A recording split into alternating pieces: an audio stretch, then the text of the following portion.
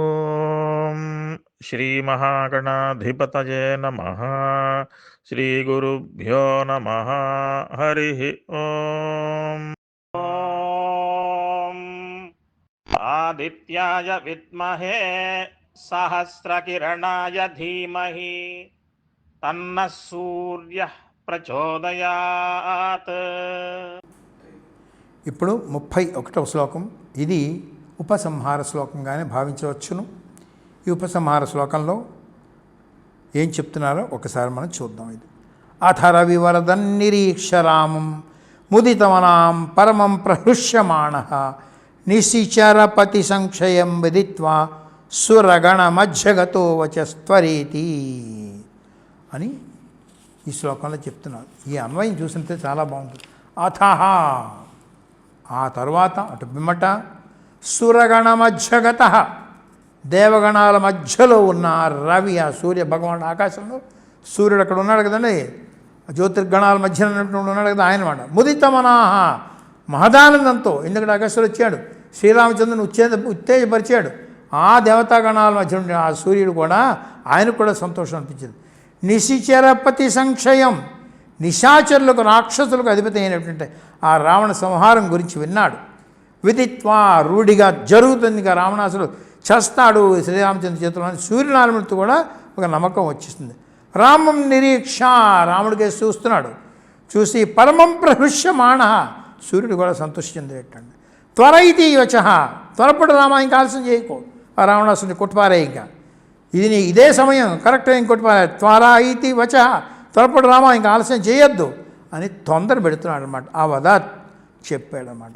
అంటే ఇక్కడ ఆ వ్యోమనాథులైనటువంటి ఆ సూర్యుడు కూడా ఉత్తేజం పొందేట ఈ ఆదిత్యోదయంతో అండి. చూశారండి, ఆయన ఆ దేవగణాల మధ్యలో ప్రకాశిస్తూ పరమానంద భరితులై ఉన్నాడు.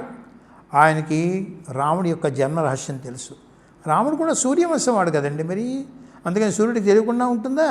ఆయన పరబ్రహ్మ స్వరూపం, రాముడు పరబ్రహ్మ స్వరూపం, ఆయన ఒకటేగా. అందుకని ఆయన రాముడి జన్మ వృత్తాంతం అంతా కూడా తెలుసు. అగస్త్యుల వారు ఎప్పుడైతే వచ్చి ఆదిత్యోదయం ఉపదేశించారో పరమ సంతుష్టుడయ్యాడు సూర్య భగవానుడు కూడా. రాముని త్వరపెట్టాడు, ఎందుకంటే రాముడు మానవ అవతారంలో వచ్చాడు కదండి, ఇక్కడ మరి నరుడుగా వచ్చాడు కదండి. అందుకని ఆ రాముడిని ఉత్సాహపరచడానికి సూర్యుడు కూడా రాముడిని ప్రేరేపించాడు అనమాట. త్వరపడు, ఇంకా ఆలస్యం చేయకు రామా, రావణ సంహారానికి ఇదే సమయం అని చెప్పాడు.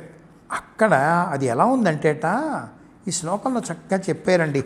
ఏంటంటే నిశిచరపతి సంక్షయం విదిత్వా సురగణ మధ్యగతో వచస్త్వరే అని చెప్పేసి అది ఎలా ఉందంటే ఈ భావన ఎలా దర్శించారంటే, ఆ శ్రీరాముడు అల్లెతాడుని లాగి విల్లు ఎక్కువ పెట్టేట. అప్పుడు ఆ విల్లు ఇలా గుండ్రంగా ఏర్పడింది. అంటే ఆ గుండ్రంగా ఏర్పడినటువంటి అల్లెతాడుని ఎక్కేలా ఎక్కువ పెట్టేటప్పటికీ ఆ దాని మధ్యని శ్రీరాముడు ఉన్నట్ట. ఇదంతా ఓ పెద్ద ఆకాశంలో ఉంటే శ్రీరాముడేమోను ఆకాశంలో ఉండేటువంటి సూర్యుడు ఆదిత్యుడుగా ఆయన ప్రకాశిస్తున్నాడు. అంటే ఆ భావన, ఆ దర్శనం చూడండి అలా చేయిస్తున్నాడు అనమాట.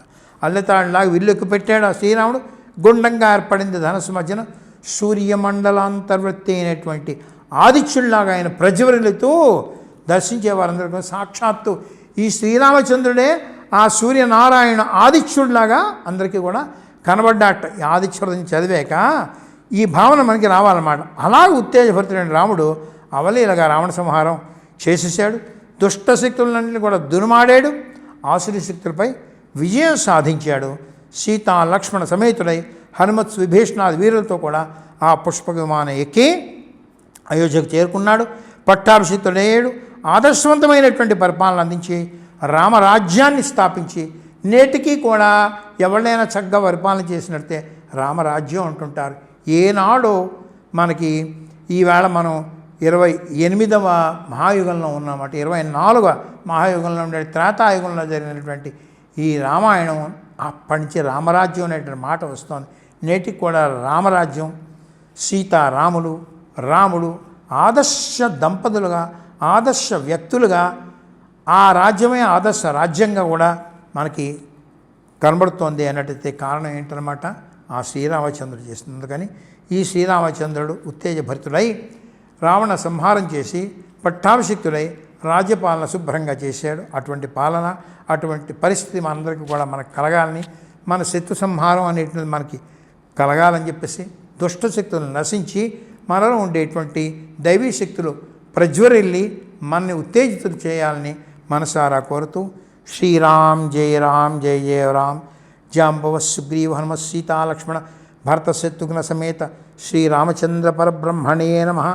స్వస్తి ప్రజాభ్య పరిపాలయంతాం న్యాయేన మార్గేణ మహిం మహేషాం. గోబ్రాహ్మణేభ్య శుభమస్తు నిత్యం. లోకాः సమస్తాः సుఖినో భవంతు. హరి ఓం. జై శ్రీరామ్. శ్రీ అగస్త్య సద్గురవే నమః. శ్రీ గురుభ్యో నమః. ఓం తత్సత్. హరి ఓం.